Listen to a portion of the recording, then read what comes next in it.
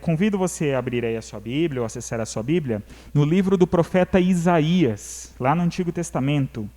Isaías, capítulo 6. Nós estamos hoje enfatizando o nosso culto de missões, e esse texto também nos desafia nesse sentido.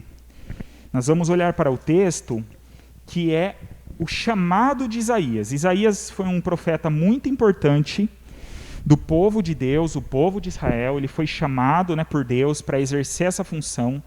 A função que os profetas exerciam não era nada fácil. Eles eram chamados por Deus para anunciar a palavra de Deus, mas normalmente em contextos difíceis, normalmente em contextos de desobediência, e eles tinham que anunciar mensagens muitas vezes duras para o povo. É diferente do que talvez no imaginário popular, aí, no meio mais comum, vamos dizer assim, evangélico, se diz hoje, Hoje muita gente gosta de fazer profecias, Não vou nem entrar no mérito aqui muito da questão, mas normalmente quando a gente ouve esses tipos de profecias feitas, nas reuniões, nos cultos, sempre são coisas positivas, Então sempre é para dizer que Deus vai fazer você prosperar, Deus vai fazer você vencer, Deus vai dar tudo o que você deseja, Deus vai fazer você ser feliz. Sempre, a mensagem é nesse sentido. Só que quando nós lemos os livros dos profetas da Bíblia, no Antigo Testamento, a mensagem é muito diferente disso. A mensagem normalmente é: se arrependam, mudem de vida. Deus está está chegando no limite a paciência de Deus, Claro que Deus é perfeitamente paciente, mas numa linguagem humana. Deus já não suporta mais aquilo que vocês estão fazendo. Corrijam a vida de vocês, porque senão vocês sofrerão as consequências. E essa é uma mensagem que nós normalmente não gostamos muito de ouvir, E nós temos alguns dos profetas do Antigo Testamento que têm assim um chamado muito marcante, que está registrado na Bíblia. E esse é um desses, Isaías tem um chamado assim muito marcante, com certeza foi marcante para a vida dele, e o seu registro mesmo tem muito a nos dizer. Eu, agora que me lembrei, vou pedir a licença para os irmãos para tirar minha máscara, porque a gente sabe que dificulta um pouco, para falar. Como agora a gente para um pouco a movimentação, eu vou ficar a uma distância segura dos irmãos, eu tiro para que fique melhor para ouvir, especialmente na nossa transmissão. Então nós vamos ler agora o texto então, de Isaías, capítulo 6, dos versículos 1 a 8. Isaías, capítulo 6, dos versículos de 1 a 8. Então, mais uma vez eu vou ler e peço que os irmãos aí acompanhem nas suas Bíblias com atenção. Isaías, capítulo 6, dos versículos de 1 a 8. Diz assim a palavra de Deus: No ano em que morreu o rei Uzias, eu vi o Senhor assentado sobre um alto e sublime trono, e as abas do seu manto enchiam o templo. Acima dele haviam serafins, cada um tinha 6 asas, com 2 cobriam o rosto, com 2 cobriam os pés e com 2 voavam. E clamavam uns aos outros, dizendo: Santo, Santo, Santo é o Senhor dos exércitos, toda a terra está cheia da sua glória. E as bases das portas tremeram à voz do que clamava, e a casa se encheu de fumaça. Então eu disse: Ai de mim, estou perdido, porque sou homem de lábios impuros, e habito no meio de um povo de lábios impuros. E os meus olhos viram o Rei, o Senhor dos exércitos. Então um dos serafins voou até mim, trazendo na mão uma brasa viva, que havia tirado do altar com uma tenaz, e tocou-me a boca com a brasa, e disse: Agora isto tocou os teus lábios, a tua culpa foi tirada, e o teu pecado perdoado. Depois disso, ouvi a voz do Senhor que dizia: A quem enviarei? Quem irá por nós? E eu disse: Aqui estou eu, envia-me a mim. Amém? Pai, nós pedimos mais uma vez que o Senhor nos fale através da Tua palavra, nos ensine, nos mostre a Tua vontade para as nossas vidas, para que, de fato, vivamos os Teus planos para nós. É o que nós desejamos nessa noite e o que pedimos no nome de Jesus. Amém. Então, como falei, estamos aqui diante de um momento muito marcante na vida de Isaías. No início do capítulo, né, logo a primeira afirmação que nós vemos, que isso acontece no ano em que morreu o rei Uzias. Nós já estudamos aqui, na nossa escola bíblica, o período dos reis de Israel. São muitos nomes, né? É difícil da gente lembrar de todos, mas a gente viu que a maioria dos reis eram ruins, né? A maioria dos reis eram reis que desagradavam a Deus, que permitiam ou até incentivavam o culto a falsos deuses e que faziam as coisas muito errado. Já Uzias foi um dos melhores reis que Judá teve, né? Na verdade, nós estamos falando aqui do Reino do Sul. O reino de Israel foi dividido em dois, o reino do norte, chamado Reino de Israel. Até, né, semana passada, no nosso culto das crianças, a Amanda citou um pouco sobre isso, né, o momento em que isso acontece. E o reino do sul é o reino de Judá, que fica com a cidade de Jerusalém e que mantém a linhagem do rei Davi. E Uzias foi um dos melhores reis que Judá teve. E a história, né, mostra que a morte do rei Uzias trouxe muita tristeza para o povo, e também uma certa preocupação, um certo temor, né? O povo passou a pensar, e agora o que nós vamos fazer sem esse rei que foi tão bom, que foi tão importante? E é nesse contexto, né, de luto, de tristeza da nação, do momento em que eles perdem um grande líder, alguém que realmente foi importante, Isaías, que estava sendo chamado por Deus para cumprir essa ação profética tão importante, Isaías vê o rei dos reis, o verdadeiro rei. Ali existiu aquele rei terreno, aquele rei passageiro, né, limitado, apesar de ter sido um bom rei, que foi Uzias, mas agora Isaías tem um encontro com o grande rei, o rei dos reis. E nesse encontro que Isaías tem com Deus, na verdade esse encontro se deu através de uma visão maravilhosa, extraordinária, e com certeza essa visão muda tudo na vida de Isaías. Nessa visão, como nós vemos aqui, ele vê a Deus de alguma forma. A Bíblia diz que nós não podemos ver a Deus, né? Por isso que foi em uma visão, não foi algo assim totalmente literal, mas ele vê a glória de Deus. E ao ver a Deus, ao contemplar a glória de Deus, né, ele se vê assim quase que aterrorizado, né? Porque realmente ele percebe a grandiosidade de Deus. Então, algumas coisas, né, que a gente pode destacar nesse início dessa visão, ele diz que ele vê o Senhor assentado sobre um alto e sublime trono. Então, ele já percebe aqui essa grandeza de Deus, essa grandiosidade e, acima de tudo, o poder e a soberania de Deus. Deus estava sentado não apenas em um trono, mas num alto e sublime trono. Ele está acima de tudo e de todos. Então, essa é a primeira coisa que Isaías compreende nessa sua visão. A soberania, o poder de Deus. Não há nada nem ninguém que se compare com Deus. O texto também diz que, né, a visão de Isaías, de que as abas do manto de Deus enchiam o templo. Então isso aqui é um reforço de uma ideia de grandeza, de glória, né? As abas, né, a barra do manto era tão grande, era suficiente para cobrir o templo todo. Então Deus, né, é maior do que o próprio templo, né? Deus está acima, ele é grandioso. A bordinha, né, das suas vestes, do seu manto, enche todo aquele local, todo aquele templo. Então é esse reforço. E aí nós temos essa imagem dos serafins, né? Há uma descrição deles, e esses serafins estão numa ação, num ato muito importante, que é o quê? Louvar a Deus. E o que eles fazem? Diz que eles anunciam uns aos outros, dizendo: Santo, Santo, Santo é o Senhor dos Exércitos. Essa repetição, né, de usar 3 vezes a palavra santo é para dar ênfase na santidade de Deus. Deus não é só santo, ele é santo, santo, santo. Ele é plenamente santo, ele é completamente santo. Vai além da nossa própria compreensão a santidade de Deus. É algo muito grande, né? E o texto diz que eles estavam, a ideia de que eles clamavam uns aos outros, é a ideia de repetir, né?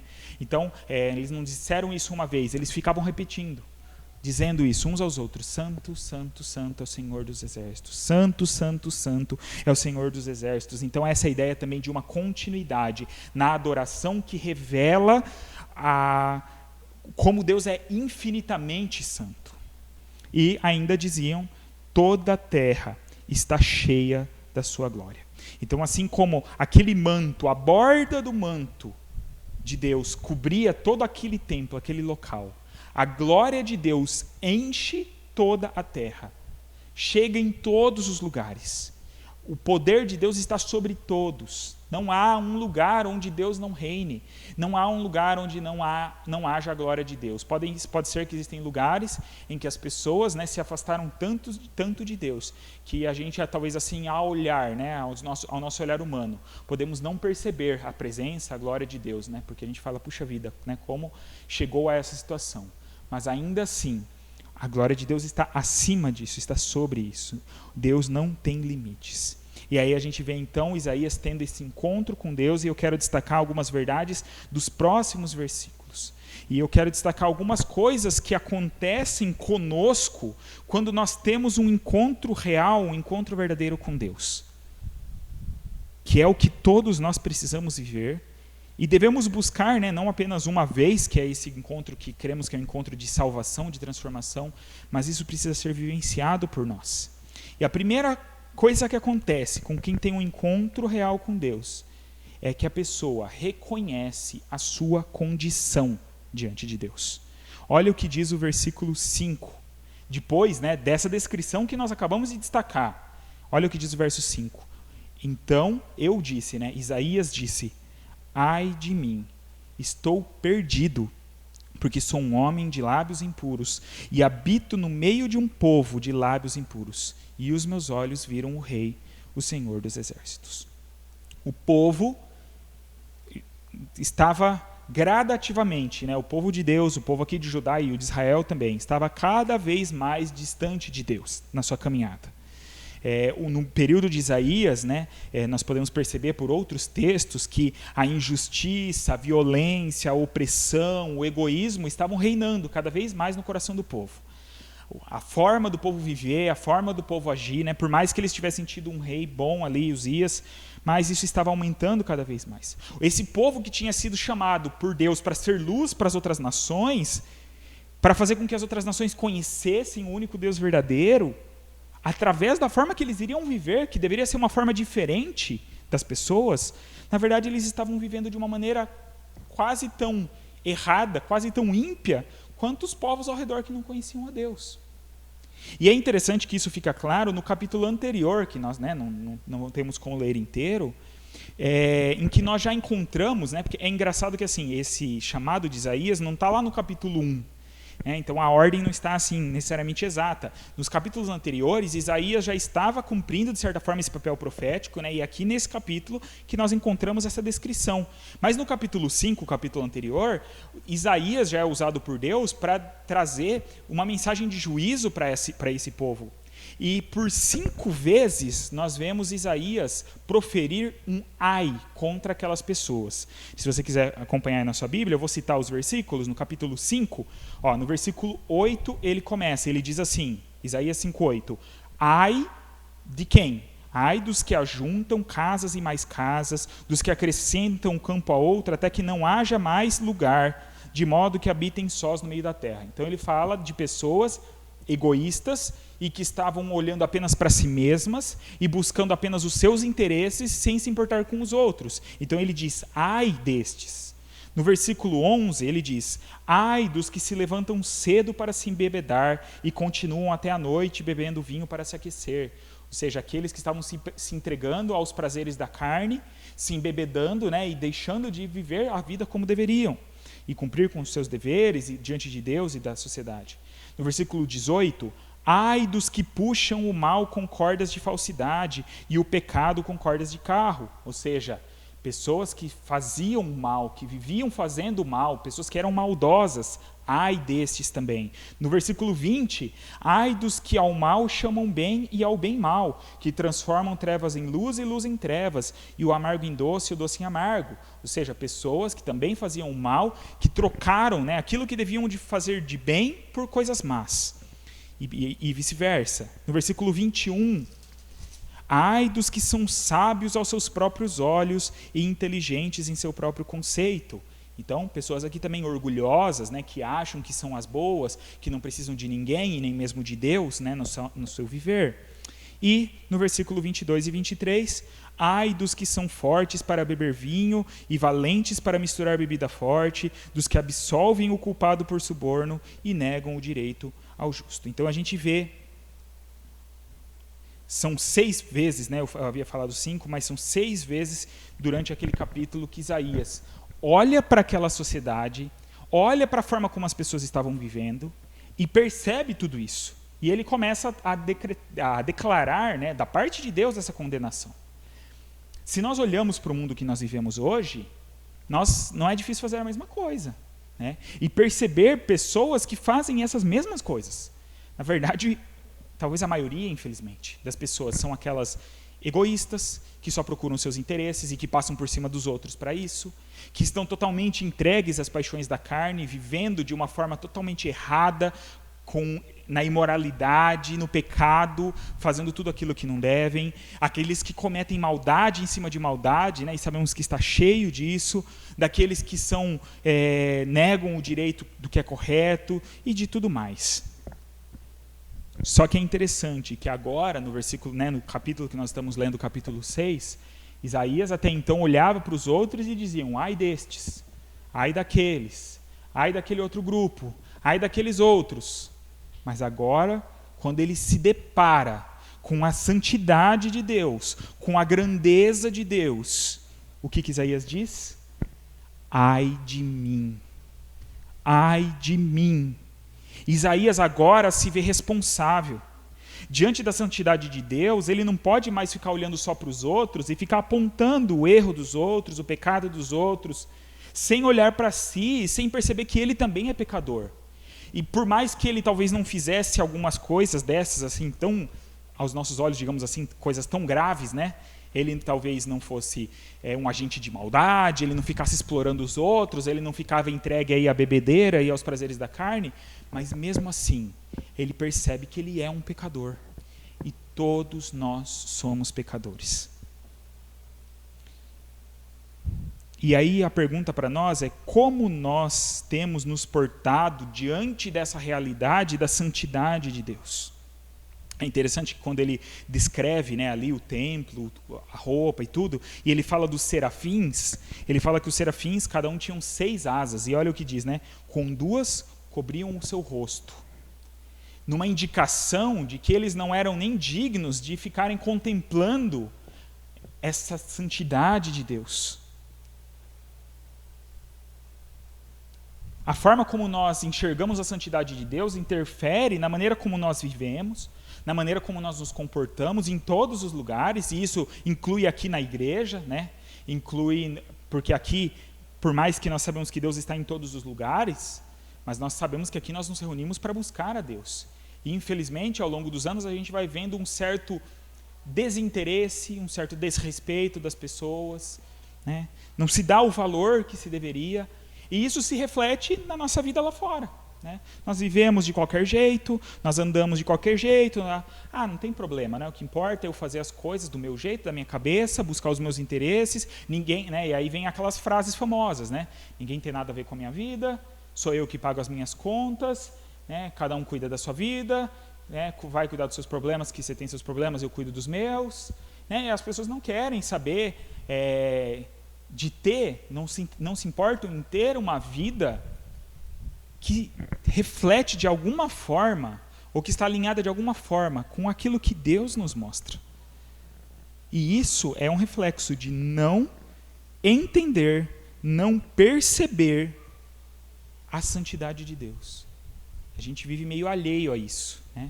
A gente vai vivendo, a gente está acostumado com esse mundo, com o padrão desse mundo, né? Esse padrão que é tão baixo, se torna comum, a gente falou isso acho que 2 semanas atrás, né? Aquilo que é comum se torna normal, né? Já que acontece tanto, isso já se torna normal para a gente não se incomoda mais com isso. E aí daqui a pouco a gente está adotando essas coisas na nossa própria vida, na nossa própria maneira de viver. Mas quem se dá conta, né? E como falamos, quem tem um encontro real com Deus, não tem como não reconhecer a sua limitação, a sua miséria. E aí, na continuidade disso, né, não para aí, quem tem um encontro real com Deus tem a sua vida transformada. Olha o que diz o versículo 7. 6 e 7, na verdade, né?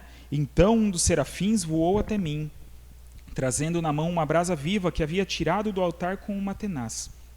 E tocou-me a boca com a brasa e disse: agora isto tocou os teus lábios, a tua culpa foi tirada e o teu pecado perdoado. Então o encontro real e verdadeiro com Deus não apenas nos mostra a nossa condição, e a gente reconhece que a gente é pecador, mas nos leva à transformação. E só quem se vê, né, quem entende primeiro a sua condição, só quem se vê como um pecador perdido, pode receber essa transformação e esse perdão de Deus. Porque enquanto eu caminho fazendo tudo errado, mas eu acho que está tudo certo, né, a gente vê cada vez mais isso na mídia, né, pessoas famosas agora parece que é moda, né, dizer o nome de Deus, usar o nome de Deus. Eu não vou citar nomes, mas a gente sabe de um caso que agora está se tornou um grande escândalo essa semana, uma situação terrível, e a pessoa envolvida nessa situação, né, em algumas das conversas que vazaram, usa por várias vezes o nome de Deus, dizendo assim: ainda bem que Deus existe, Deus vai me ajudar. Mas nessa mesma conversa, a pessoa está assumindo o absurdo que ela cometeu, né? Algo assim totalmente inaceitável, mas usa o nome de Deus para dizer que Deus é quem vai me ajudar, né? Então, assim, eu só uso para minha conveniência, mas é alguém que não entendeu, com certeza, a santidade de Deus. Porque senão não estaria dizendo assim: Deus vai me ajudar nisso, e estaria dizendo: ai de mim, miserável pecador.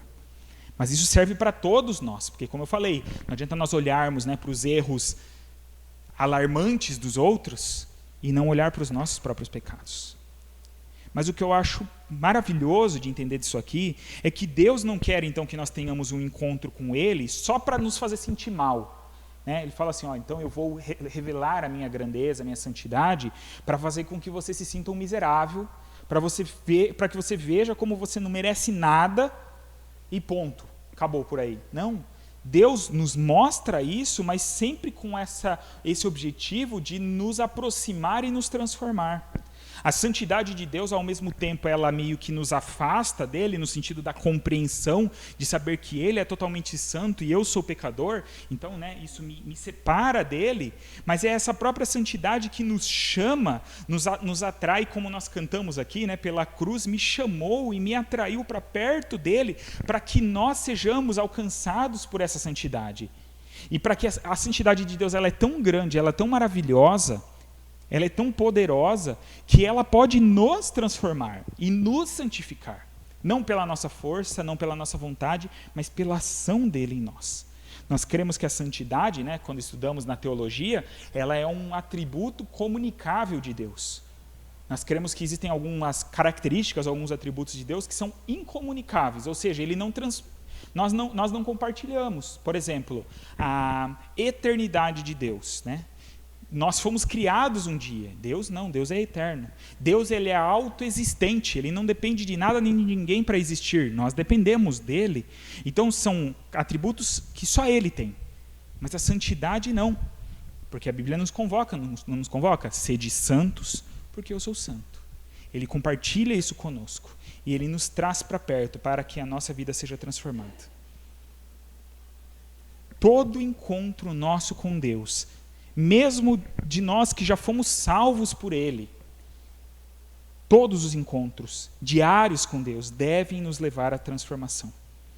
Cada vez que nós paramos para ler a palavra de Deus, né, separamos um tempo com Deus para ler a palavra dEle, para orar a Ele, para adorar a Ele, para cultuar a Ele, para virmos aqui na igreja e termos esse tempo com Ele, todas as vezes que fazemos isso, devemos experimentar dessa transformação. Se nós temos esses encontros com Deus, sejam individuais ou coletivos, e saímos desses encontros do mesmo jeito que a gente entrou, alguma coisa está errada. É porque talvez a gente não esteja se encontrando de fato com Ele. E isso não é um problema da parte dele, tem a ver com a nossa então postura, com a forma como nós estamos nos portando diante dele. Se eu me aproximo de coração aberto, verdadeiro, sincero diante de Deus e busco a presença dele, eu experimentarei isso. E isso acontece porque essa transformação não pode ser operada por nós. Nós vemos aqui, né, quando Isaías, Isaías só constata que ele era um pecador miserável. Né? Ele não faz nada, ele só diz, ai de mim, estou perdido. E aí o que acontece? Vem um serafim, que nós entendemos aqui, claro que é numa visão que ele está tendo, mas o serafim está fazendo isso, obviamente, em obediência a Deus, como servindo a Deus. Retira uma brasa do altar e vem até Isaías, toca nos lábios dele e afirma que agora então, os lábios dele estavam sendo purificados, os pecados dele estavam sendo perdoados. Então todas as vezes que nós buscamos a Deus, e como às vezes a gente canta naquela música, vem, né, esta é a hora da adoração, e a gente fala, vem assim como estás. E vamos assim como estamos diante de Deus, mas reconhecemos a nossa miséria e clamamos pela misericórdia de Deus. Ele fará isso. Ele virá e tocará nos nossos lábios, tocará no nosso coração, tocará nas nossas mãos, tocará na nossa vida, para que experimentemos a transformação dele por nós. Mas ainda não para por aí. Quem tem um encontro real com Deus, primeiro, reconhece a sua condição diante de Deus, tem a sua vida transformada por Deus, e por último, se dispõe a servir a Deus. Olha o que diz o último versículo que lemos, o 8. Depois disso, ouvi a voz do Senhor que dizia, a quem enviarei? Quem irá por nós? Eu disse, aqui estou eu, envia-me. Quem tem um encontro real com Deus, se vê responsável. Porque é só quem pode ter um encontro com Deus, que pode se ver responsável e que pode entender que é chamado para isso. É porque estas pessoas que vivem isso, é que têm a sua vida transformada por Deus, que são aquelas que entendem a santidade de Deus e a sua condição de pecadores, e que conseguem olhar para as pessoas e ver que as outras pessoas também necessitam disso. O lábio, né, de Isaías, que ele afirma que era impuro, agora foi tocado por essa tenaz, pela brasa, né? E agora essa mesma boca, ela passaria a ser um instrumento de Deus. É interessante, né? Não é à toa que é a boca que é citada aqui, porque a boca era um instrumento de trabalho, digamos assim, do profeta, de Isaías, né? Um profeta era aquele que falava coisas, anunciava coisas, falava em nome de Deus. A boca era o seu instrumento de trabalho. E era justamente isso, então, onde Deus toca, para que antes, que era uma boca, de alguma forma, que proferia impurezas, como ele mesmo afirma, agora seria a boca que proclamaria as verdades de Deus. É assim com a nossa vida, como um todo. Quando nos encontramos verdadeiramente com Deus, e como eu falei, diariamente, Deus vai nos transformando, vai nos modificando, vai modificando a nossa mente, vai modificando o nosso coração, vai modificando a maneira de nós pensarmos, vai modificando o nosso palavreado, vai modificando a nossa forma de reagir diante das situações, os nossos nervosismos, a nossa ira, o nosso orgulho, vai removendo essas coisas e vai colocando no lugar as capacitações do Espírito Santo de Deus para que possamos ser instrumentos dele. Quem mais Deus vai enviar se não for aqueles que o conhecem verdadeiramente, aqueles que se encontraram com ele e que foram transformados por ele? Interessante que nós vemos aqui uma pergunta, né, que é feita. O Senhor pergunta, e a gente entende que aqui já é no Antigo Testamento uma referência à Trindade, né? Porque não é uma pergunta assim, quem enviarei e quem há de ir por mim? A pergunta é feita no plural, a quem enviarei e quem irá por nós? Mas é interessante que é dado uma deixa, né? É dada essa oportunidade para que Isaías respondesse. Deus não diz para Isaías, bom, agora eu toquei na tua boca, você está purificado e estou te enviando. Deus poderia fazer isso, e até em alguns momentos ele faz isso, né? Nós vemos chamados de Deus em que ele fala para a pessoa simplesmente para ir. Mas aqui ele sabia, né, o que isso provocaria na vida de Isaías, e é dada essa oportunidade para que Isaías respondesse com prontidão. Para que Isaías demonstrasse que ele entendeu que agora então ele era responsável.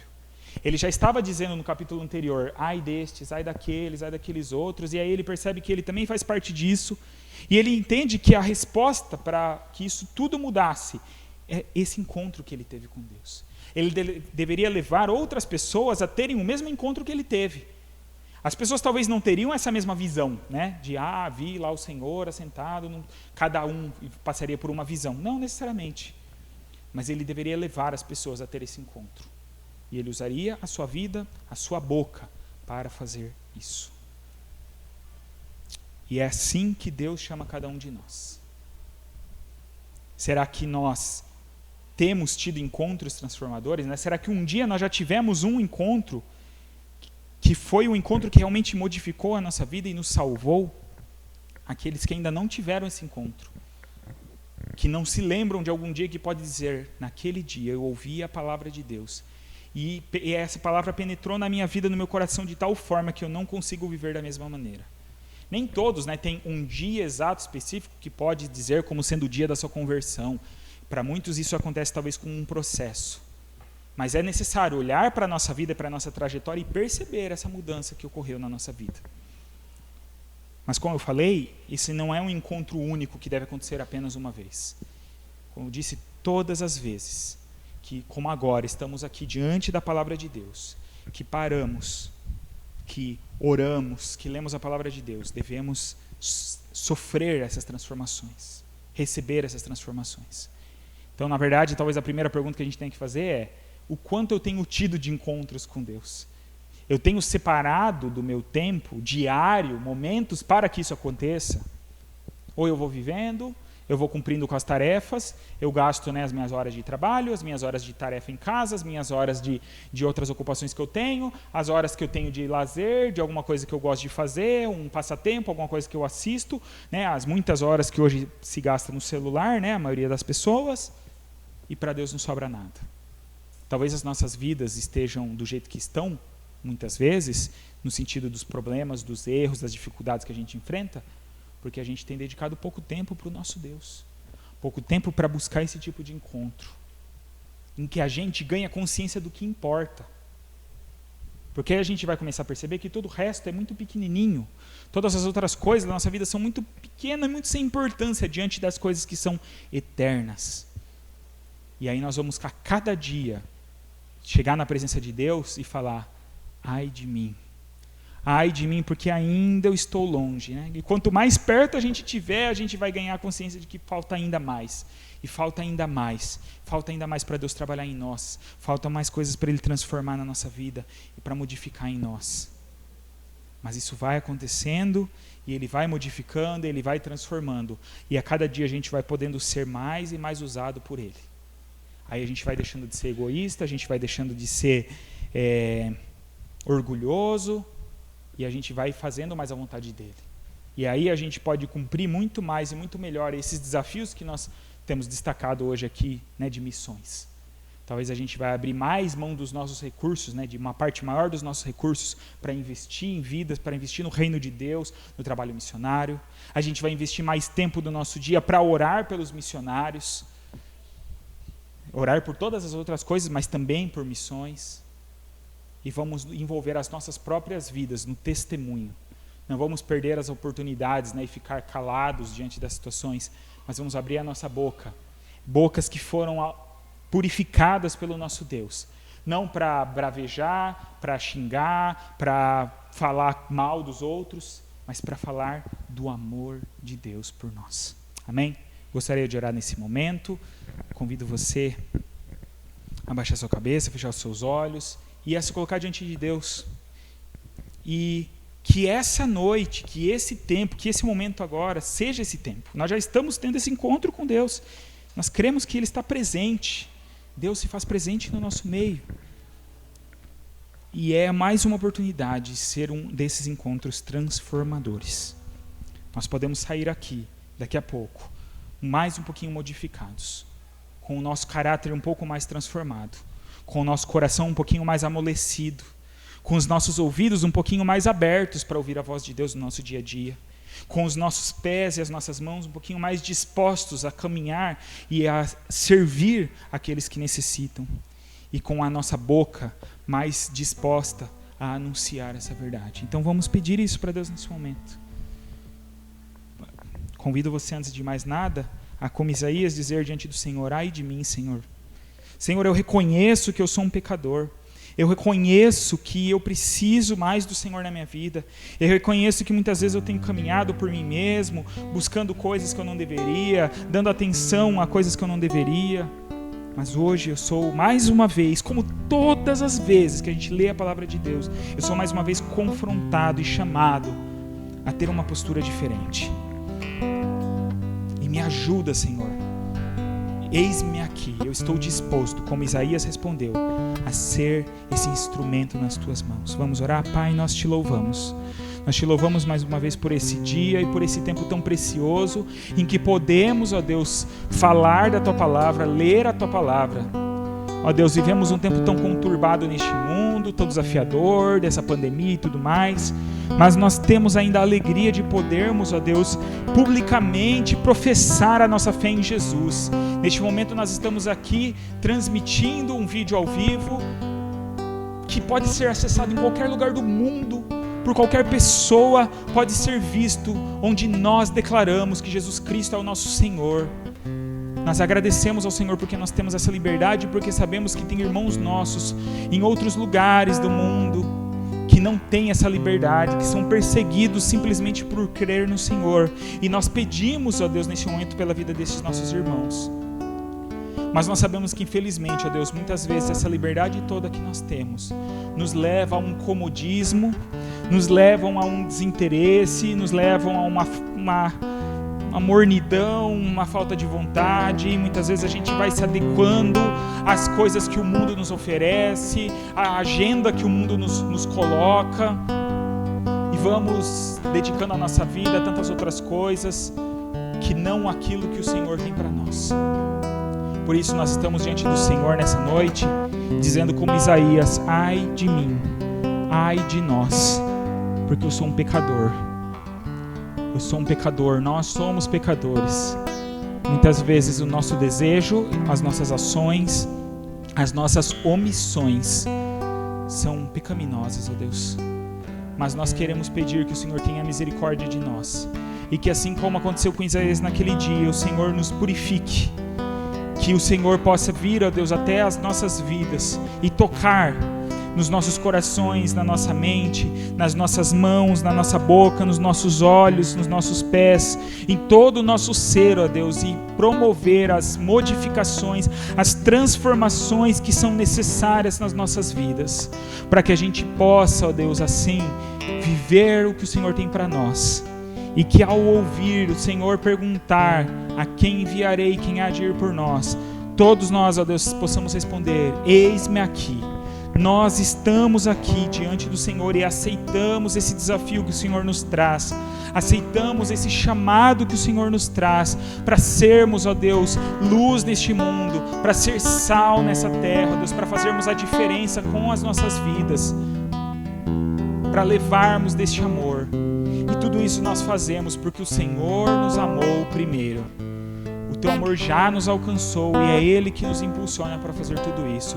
Por isso, ó Deus, nós te pedimos que isso seja uma realidade nas nossas vidas, hoje e a cada dia, como falamos aqui, a cada encontro que venhamos a ter com o Senhor. Eu peço, ó Deus, por cada um que está orando conosco neste momento, seja aqueles que estão aqui presencialmente, sejam aqueles que estão nas suas casas acompanhando pela internet, sejam aqueles que vão assistir esse vídeo num outro momento, mas que também estão orando agora, ó Deus. Pedimos, ó Deus, a tua bênção, a tua paz, a tua graça, o teu poder transformador sobre a vida de cada um. Queremos também entregar diante do Senhor essa semana que se inicia, como sempre pedimos, que a tua boa mão esteja sobre a vida de todos nós, nos acompanhando, nos dirigindo, nos abençoando, nos dando, ó Deus, as direções, ó Deus, e a sabedoria necessária para caminharmos nesse mundo tão mau. Nos ajuda, nos abençoa, nos guarda, cuida das nossas famílias, cuida, Deus, dos nossos relacionamentos, fortalece, Deus, aqueles que se sentem cansados, aqueles que estão abatidos, aqueles que estão tristes, aqueles que estão passando por outros tipos de sofrimento, por dores, que o teu Santo Espírito possa operar, ó Deus, como sempre faz, de forma tão maravilhosa, levando da tua cura, da tua graça, da tua paz, da tua coragem, da tua alegria, da tua sabedoria a cada coração. Tudo isso, ó Deus, nós te pedimos com alegria, com gratidão nos nossos corações e oramos no nome do nosso Senhor Jesus Cristo. Amém.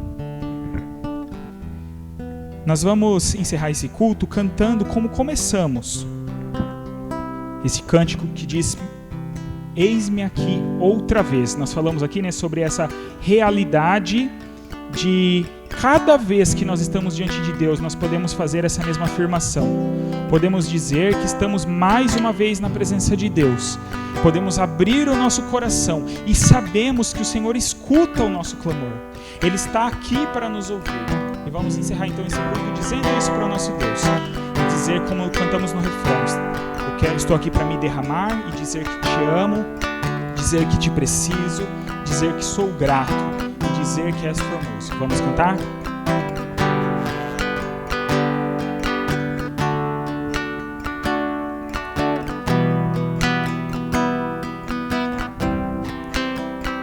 Eis-me aqui